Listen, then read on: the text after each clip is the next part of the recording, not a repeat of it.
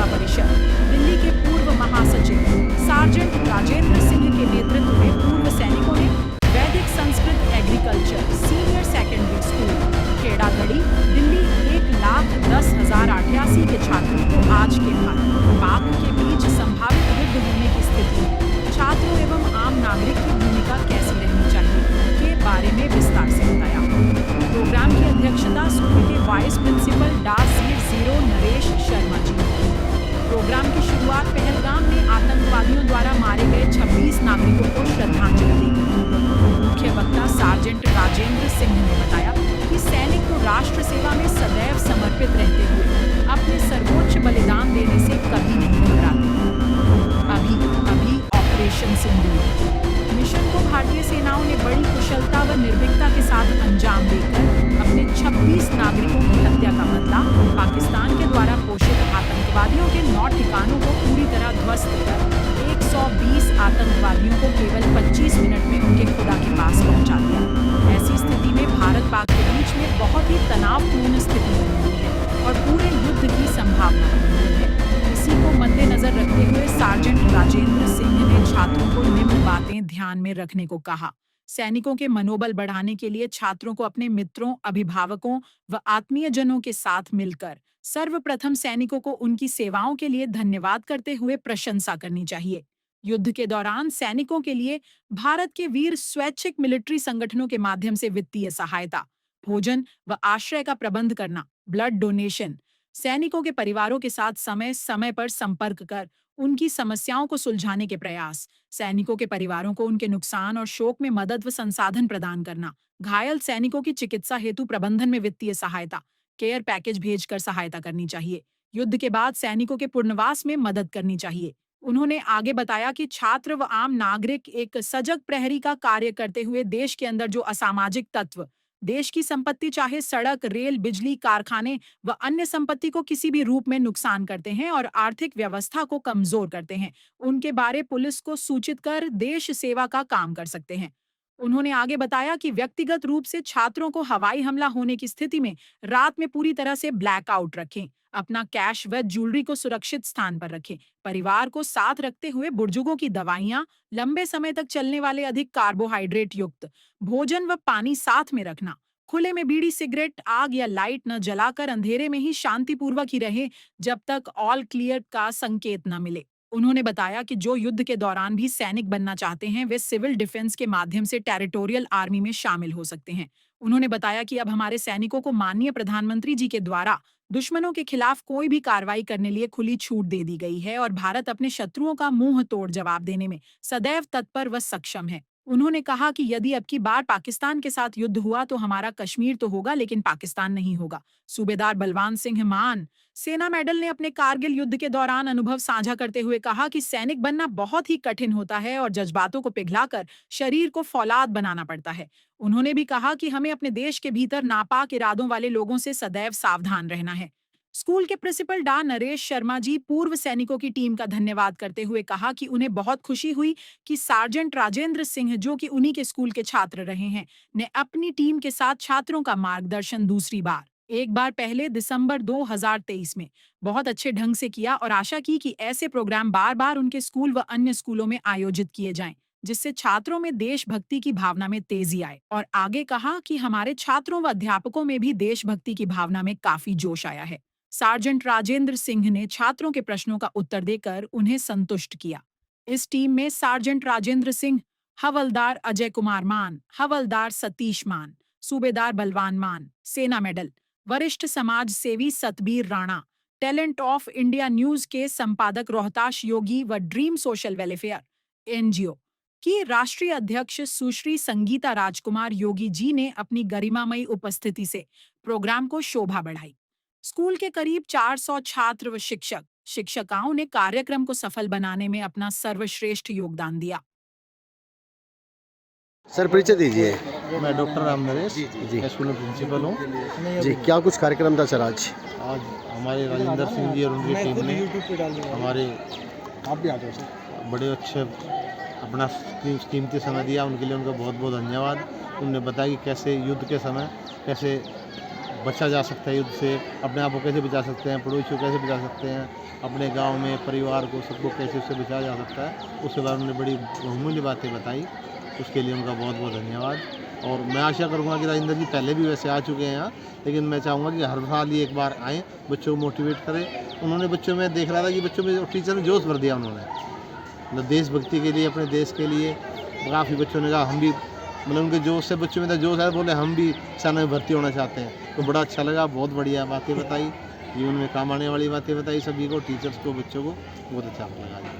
मैंने बच्चों को जो आज का जो युद्ध जैसे हालात हो रहे हैं पाकिस्तान के साथ, तो उसी परिदृश्य में मैंने जो है बच्चों को जो है मोटिवेट किया है कि युद्ध अगर हो जाए, युद्ध अगर छिड़ जाए तो बच्चों को क्या करना है, एक आम नागरिक की तरह उनको क्या किस तरीके से अपना और अपने साथ में जो है अपने रिश्तेदार हैं, बच्चे हैं, उनके मित्र हैं और पड़ोसी हैं, उनके साथ में रह करके एक सैनिक का मनोबल कैसे बढ़ा सकते हैं, सैनिक के साथ किस तरह से हम उनका जो है कंधे से कंधा मिला करके के यहाँ रहते हुए कैसे सेवा कर सकते हैं, ये सब बातें मैंने उनको बताई कि किस तरीके से उनको उनका मोरल अप करें। तो सर अब जिस तरह की जो कार्रवाई हो रही है पाकिस्तान के बॉर्डर पर, जी क्या कहेंगे उस पर? नहीं, पाकिस्तान पर जो के बॉर्डर पर जो कार्रवाई हो रही है वो एक पूरी अच्छी तरह से जो कार्रवाई भारत की तरफ से हुई है वो बहुत ही बढ़िया रही है, क्योंकि पाकिस्तान ने अपनी सरजमी से आतंकवादियों को हमारे मुल्क में भेज करके हमारे एक इनोसेंट नागरिकों को जो है मरवाया है, उसका हमने एक बदला लिया है ऑपरेशन सिंदूर के जरिए। और ऐसे ऑपरेशन सिंदूर एक नहीं, अगर जब भी वो इस तरह से बात करेंगे, कितने ही ऐसे हम ऑपरेशन करके हम उनको नेस्तनाबूद कर देंगे।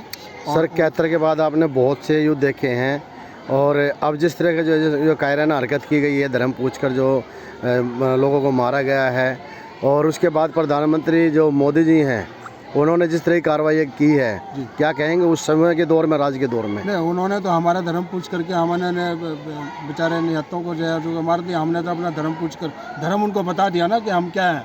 अब पूछ लो ना हमारा धर्म, तो हम धर्म उन्हें बता दिया कि हमारा धर्म क्या कहता है। हम जो कोई हमें छेड़ेगा तो हम उसको छेड़ेंगे, बचेंगे थोड़ी हमारे से वो। तो कहाँ तक की तैयारी कर ली सर? तैयारी पूरी है, कभी भी हमेशा सदैव तत्पर। लाहौर के ऊपर झंडा गाड़ने की है जी, हमारी तैयारी है। लाहौर के ऊपर झंडा गाड़ने की, अब की बार लाहौर पे झंडा गाड़ने की। एक बार चलने के बाद में रोक क्या ना जाए, बस ये शर्त है। पिछली बार तो ये जो है लाहौर तक हम पहुंच गए थे, लेकिन हमारी सरकार सब कुछ विड्रॉल कर लिया। अब की बार नहीं, अब की बार तैयारी पूरी है। खाना, ब्रेकफास्ट, चाहे जो भी कुछ होगा लाहौर के अंदर जा करके झंडा गाड़ने के बाद, उससे पहले कुछ भी नहीं। तो ये बात बिल्कुल सही है कि अब की बार युद्ध छिड़ा तो कश्मीर तो होगा, लेकिन पाकिस्तान नहीं होगा। पाकिस्तान होगा ही नहीं। कश्मीर तो जब भी हमारा था, पहले भी हमारा था, अब भी हमारा नहीं थे। लोगों के ऊपर हथियार उठाए। बहुत अच्छी बात बोली। कायरनामा हरकत करते हैं। हाँ, यहाँ खेड़ा